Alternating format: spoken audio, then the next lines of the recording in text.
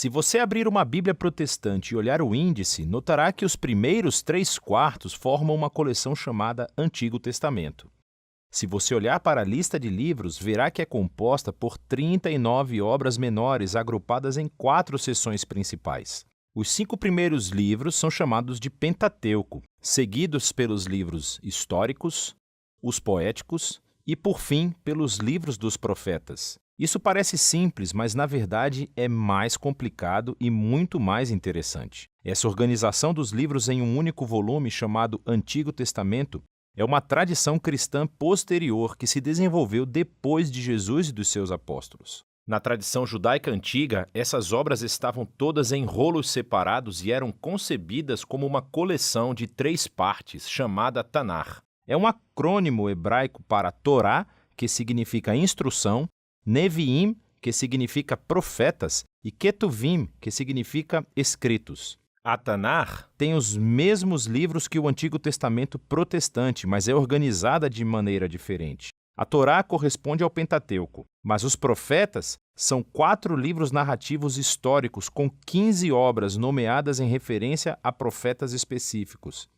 Depois disso estão os Escritos, uma coleção diversificada de textos poéticos e narrativos. E esse formato de 3 partes é muito antigo.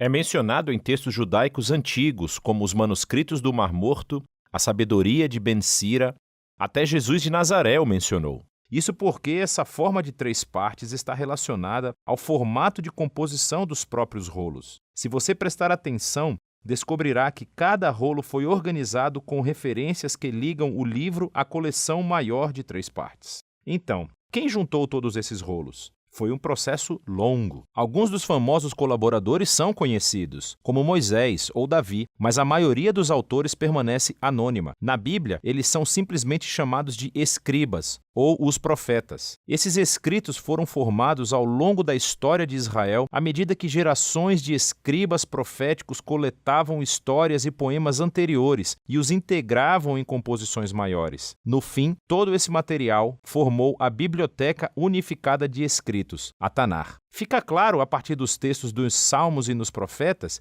que esses escribas proféticos acreditavam que o Espírito de Deus estava guiando todo esse processo, de modo que, por meio de palavras humanas, Deus fala ao seu povo. É por isso que eles amavam esses textos, estudando-os, integrando-os numa coleção unificada.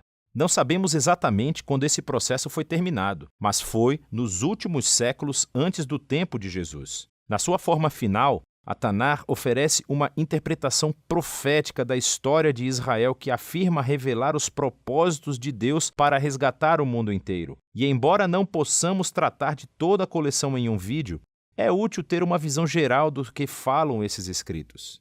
A Torá começa com Deus criando e abençoando um importante pedaço de terra, o nosso mundo. E Deus o confia a uma criatura que reflete a imagem divina, humano, ou em hebraico, Adam. Deus escolhe a humanidade para governar o mundo como reis e rainhas da criação. E a pergunta é se eles confiarão na sabedoria de Deus para discernir o bem e o mal, ou se vão preferir ser autônomos para definir o bem e o mal para si mesmos. Mas há outra criatura com os humanos. Uma serpente misteriosa. Ela está em rebelião contra o Criador e seduz os seres humanos a se rebelarem de forma tola contra a generosidade de Deus. Como resultado, a humanidade é separada de sua fonte divina de vida e exilada de um jardim de bênção para morrer em um deserto perigoso. A partir daí, a humanidade continua se espalhando e redefinindo o bem e o mal, e as coisas logo vão de mal a pior. Eles constroem cidades atormentadas por violência e opressão, o que aponta para a fundação de uma cidade chamada Babilônia, onde as pessoas se colocam no lugar de Deus. E agora, o conflito básico do enredo da Bíblia está definido. Deus quer abençoar o seu mundo e governá-lo por meio dos seres humanos, mas agora eles são o problema. Eles estão sob a influência do mal. Eles são tolos e sem visão e se dirigem para a autodestruição. E isso é tudo uma preparação para a solução de Deus. Precisamos de um novo tipo de ser humano.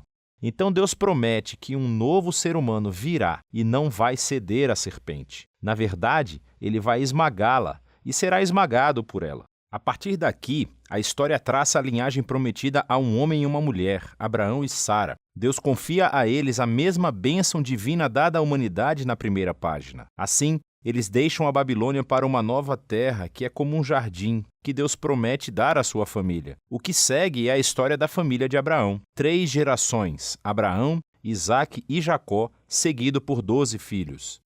E temos bastante esperança, até que nos deparamos com a história super disfuncional e destrutiva da família deles. Eles mentem, traem, quase matam uns aos outros, sem mencionar os escândalos sexuais. Mas o que você esperava depois da história do jardim? Eles são humanos. Por fim, a família de Abraão acaba sendo exilada no Egito. Todas essas falhas da família de Abraão formam um pano de fundo sombrio para os poucos momentos de brilho na história. Deus segue comprometido com essas pessoas. Ele até faz uma promessa eterna a eles, chamada de aliança, de que vai resgatar e abençoar toda a humanidade por meio deles. Não fica claro como exatamente ele fará isso. Mas a família de Abraão está no auge quando deixa seus esquemas egoístas e confia na promessa de Deus com uma fé radical. A partir daqui, a família cresce, eles acabam sendo escravizados no Egito e somos apresentados a outro personagem principal da Torá, Moisés. Deus o levanta para resgatar os israelitas e levá-los para um monte,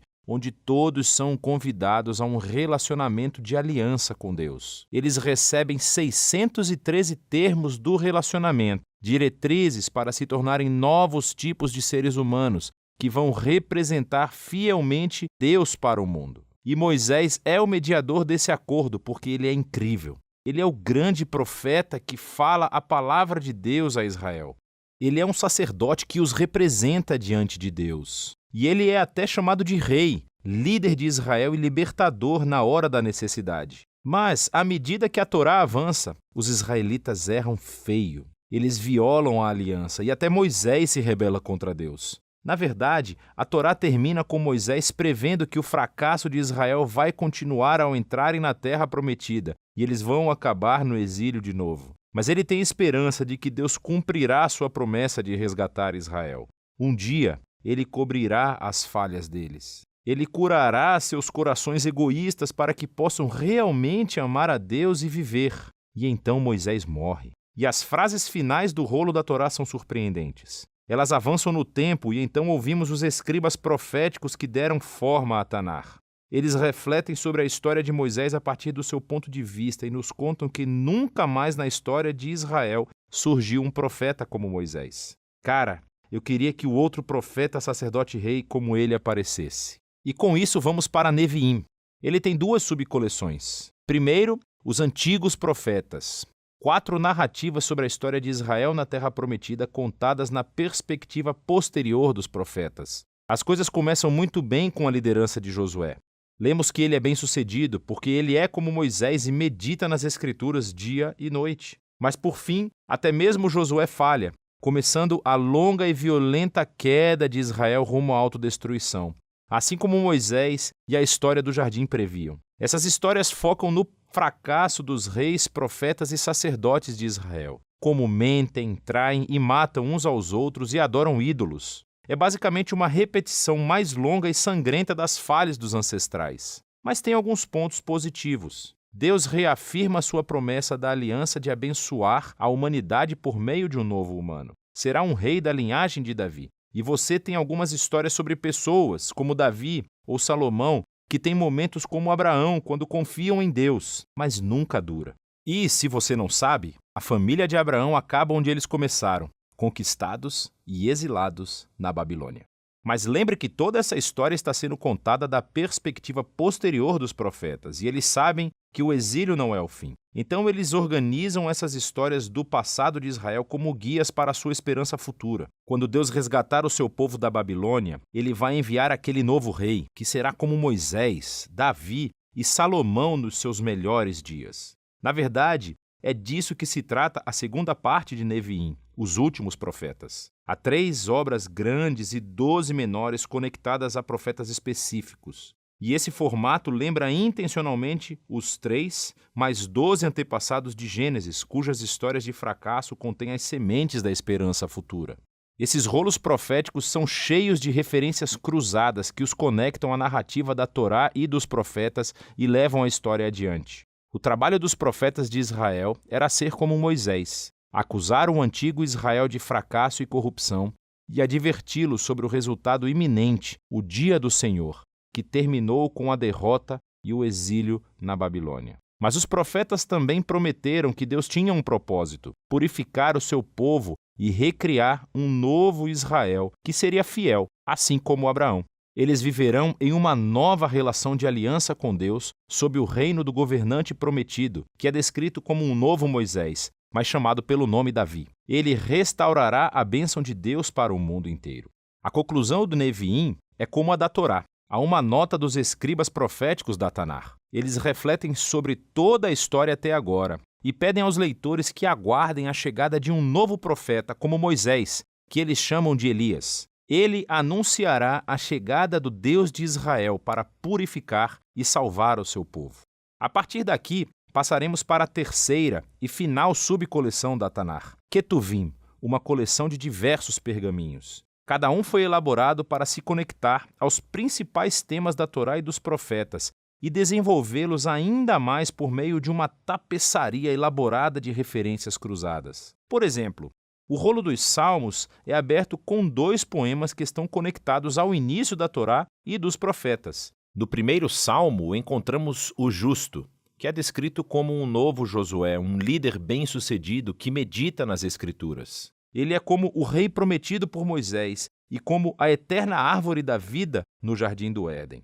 O Salmo 2, então, identifica essa figura. É o rei prometido, o Filho de Deus, da linhagem de Davi, que vai derrotar o mal entre as nações e restaurar a bênção de Deus ao mundo. E o resto do livro dos Salmos ensina o povo de Deus a orar enquanto aguarda essa esperança futura. Depois temos os livros de sabedoria, que abordam algumas das questões mais difíceis levantadas pela história da Torá e dos profetas. Provérbios soa como Moisés na Torá.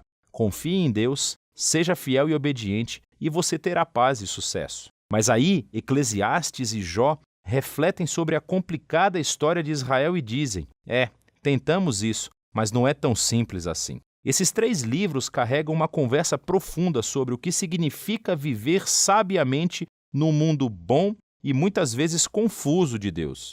2 dos últimos livros da Tanar a serem escritos oferecem uma contribuição crucial. O rolo de Daniel recorda a longa história do fracasso e do sofrimento de Israel como uma estranha porta de esperança para um novo futuro para o mundo. Um dia, esse novo ser humano prometido pela Torá e pelos profetas vai chegar. Ele será pisoteado pelas inclinações animalescas da humanidade para o mal. Mas então Deus o vingará e o levantará para governar o mundo com poder divino. E por fim, o rolo das crônicas reconta toda a história da Tanar, desde o início até o retorno de Israel do exílio. O autor foca na promessa de Deus a Davi de um futuro rei que reunirá o povo de Deus em uma nova Jerusalém e trará bênção divina às nações. As linhas finais do rolo das crônicas foram conectadas aos textos fundamentais de toda a Tanar. Eles mantêm viva a esperança de um retorno definitivo do exílio, apontando para a chegada de um israelita cujo Deus está com ele, para que ele possa subir e restaurar a nova Jerusalém. E é assim que a história termina. A Tanar é uma coleção de rolos de textos hebraicos antigos, elaborada de forma majestosa e intencional. Esses diversos textos de todos os períodos da história de Israel foram tecidos como uma história unificada sobre a promessa da aliança de Deus com Israel e toda a humanidade. Eles foram feitos para uma vida inteira de leitura e reflexão, já que essas palavras humanas incríveis oferecem uma palavra divina de sabedoria e esperança futura que fala ainda hoje.